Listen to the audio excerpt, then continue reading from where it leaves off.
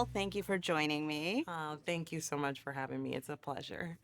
What's going on in the wizarding world? So much is going on in the wizarding world. We have invited a really exciting cast member in Tom Felton. He has joined the cast to reprise his role of Draco, which is sort of an astonishing theatrical event for so many people, for so many fans, but also just for us as artists to watch somebody step into something that they created years ago with new language and new collaborators and new actors. So it's sort of a very heartwarming and a very heartful space right now at Hogwarts. There's a lot of love flowing around that building.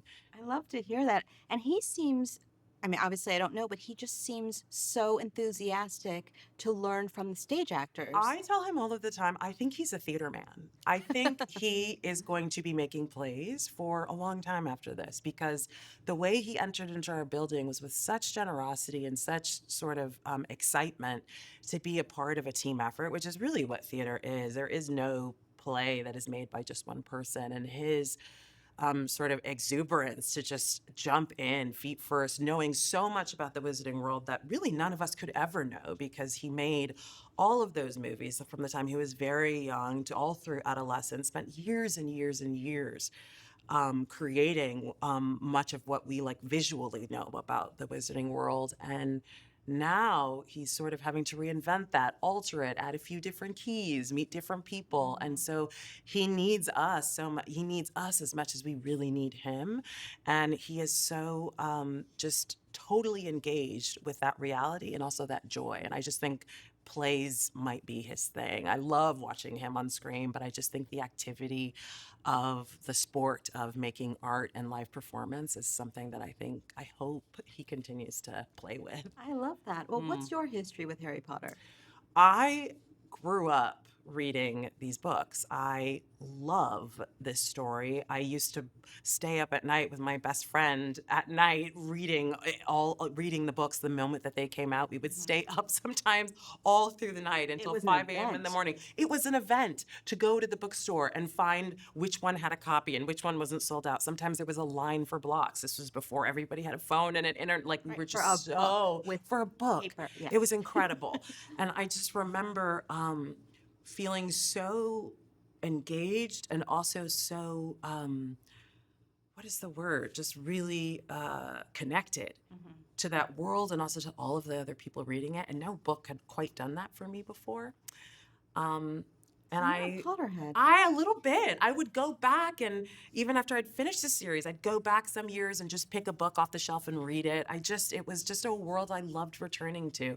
And funny enough, I never really thought that I'd ever be a part of the theatrical version. I don't know why. It's so strange that I wasn't like, oh, you should definitely go in and try to meet some of those collaborators. It didn't. I was working on so many different things, and so it didn't occur to me that that would be the next step. But when it came up, I was like, oh, of course, and why not? And it's been such a journey and such a blessing. Did you see the show before you were in the show? I did. I saw the show when it was a two-part, and that was actually the only version I had seen until I found out that I had gotten cast in this most recent version. And so I still have a memory of what it was like to be a part of a huge theatrical event that took the course of many hours or even multiple days. Yeah. Of the brilliance of that cast, of the sort of the original cast, the electric experience of being in space with all these characters that you've probably spent years imagining. And then, of course, spent time with in movies, but it's very different to be in the same space with other people. Live performances, there's nothing like it. And I couldn't, at the time, I didn't imagine how they were going to make a play out of Harry Potter. And I was a little skeptical the first time I heard they were doing it. I said, the movies did quite well. And I was hoping that they wouldn't try to sort of recreate all of the magic we had already seen in the movies.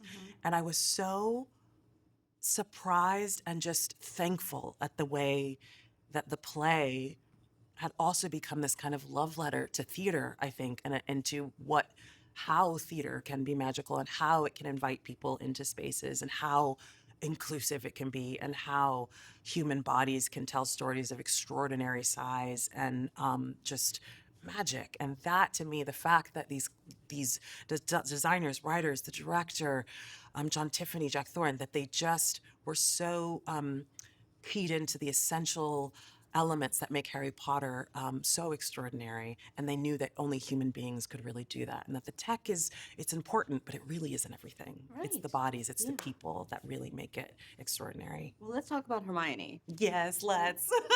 She's, well, the intelligence, we all know she's intelligent. She has Yes. authority and gravitas Mm, and mm. some vulnerability too. So tell me about stepping into that role.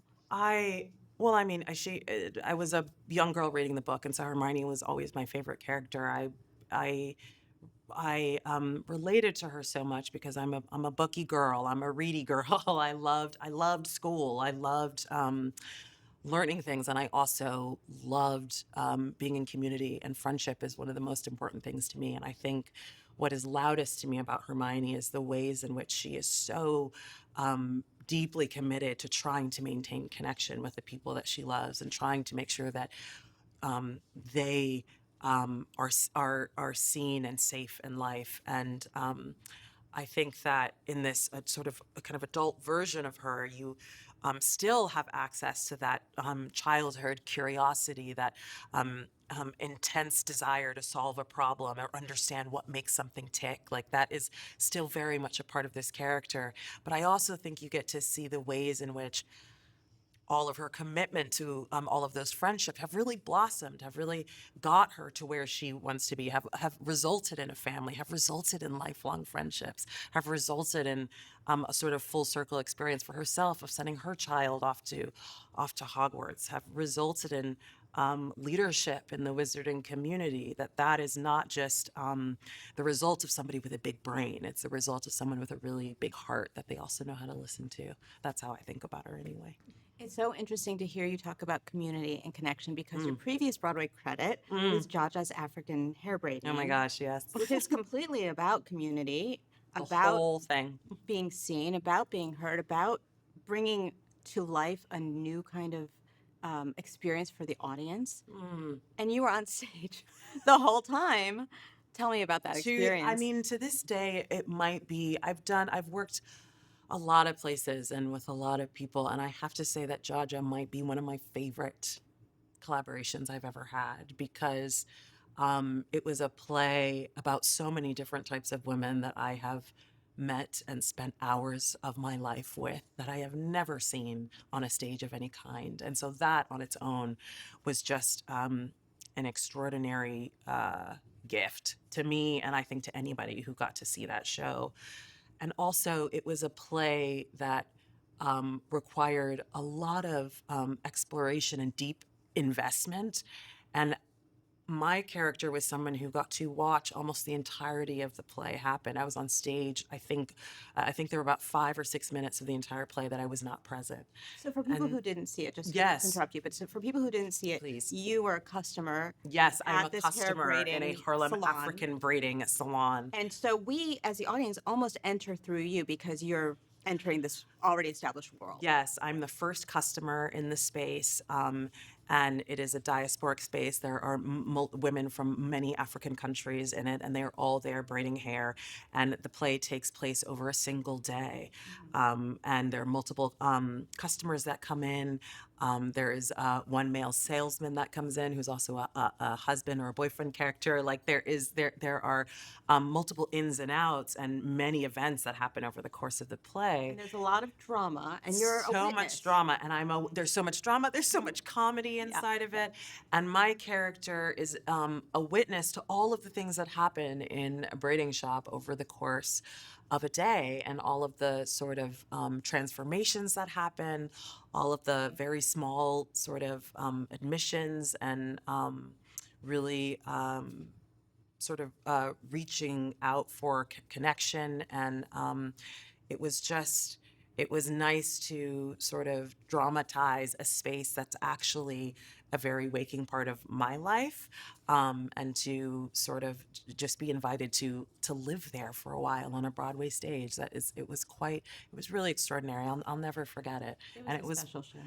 and it had, in my opinion, like one of the best teams Yeah. that I've ever had a privilege to be a part of. Those designers, that my dear friend Whitney White, like it was just a collaboration of real heavyweights.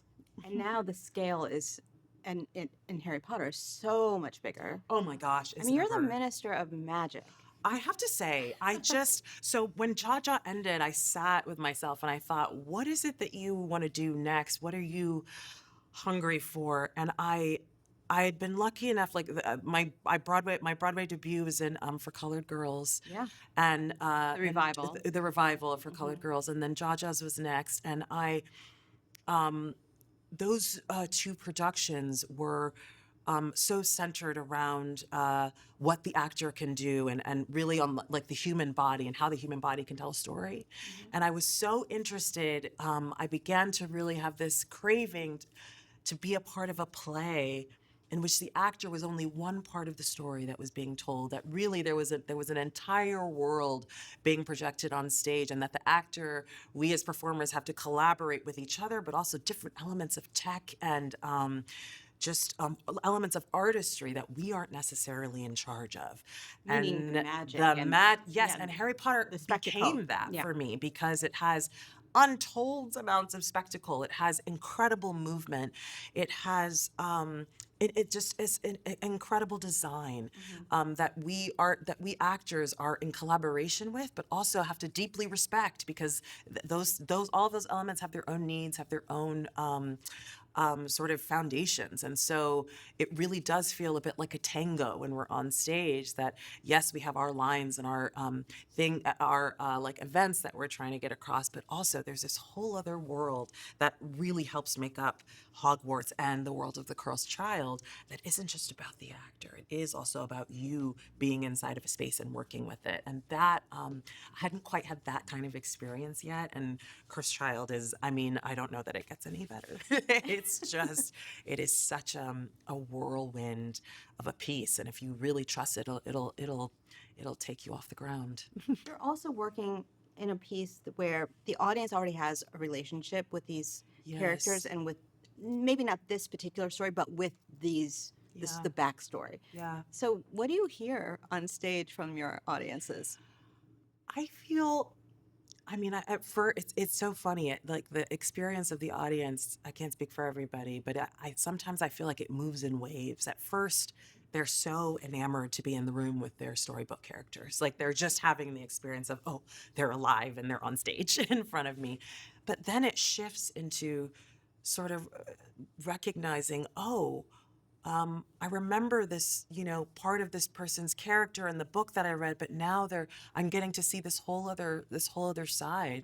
And with Hermione in particular, I think my character, for a lot of people when they step into the theater, they did not imagine that Hermione is me.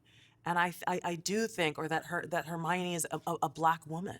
And so I do think that there is this element of not just surprise, but a leaning forward and realizing that these books are actually, and this story and these characters are actually far more encompassing and larger than I think folks imagine. And it's not even just, it's not even their responsibility to imagine more. We imagine from our own seat in so many ways. And so when they get to the seat again, they imagine, they usually probably thought of themselves or the first actor that they saw portray it, right? Emma Watson. But now they're getting to see that sort of how wide the wizarding world actually is and can be.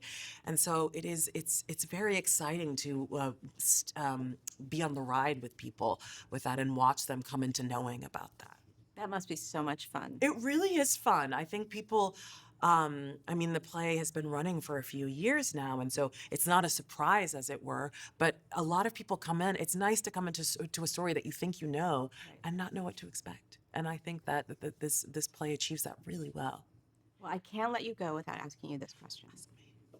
As the Minister of Magic, Yes. if you were to make a decree, Yes. what would it be?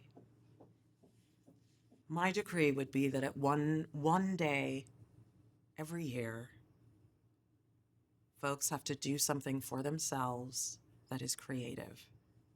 And it's not a creative thing that they keep, it's a creative thing that they give away.